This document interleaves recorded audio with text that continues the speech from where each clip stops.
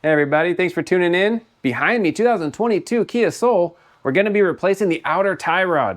This is a pretty simple repair. Let's get her done. First thing we wanna do is crack our jam nut. It's a 24 millimeter. Let's give it a good whack.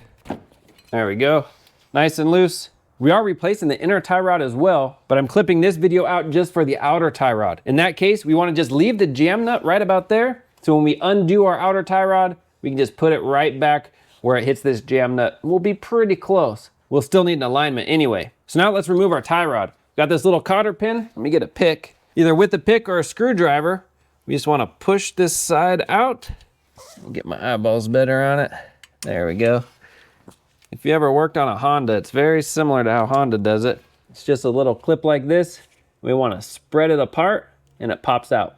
Our tie rod is a 14 millimeter.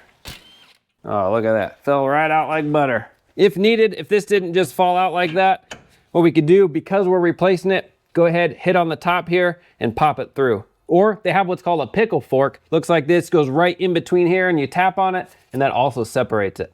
All right, now we just unthread it. Hopefully it'll come, there we go.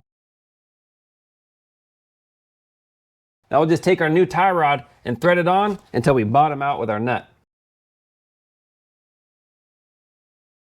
Pull this off. Put it on, move our knuckle,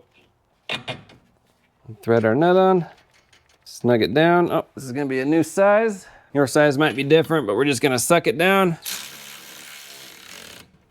There we go, now let's get a torque spec. The information I have says this is torqued to 33 foot-pounds.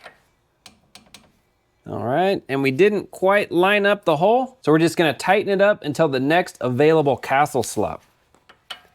Doesn't have to go far, just a little tighter. Perfect.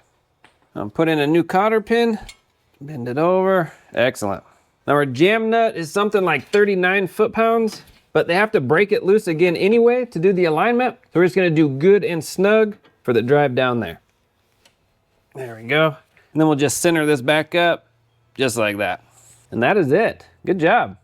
All right, there you go. That's how you replace the outer tie rod on your Kia Soul. All in all, not too bad. Now, of course, if you live in an extra rusty place, it may take a little more persuasion than what this did, but I know you can do it. I have links in the description for all the parts and tools used. If you have any questions, comment, post down below. We'll see you on the next one.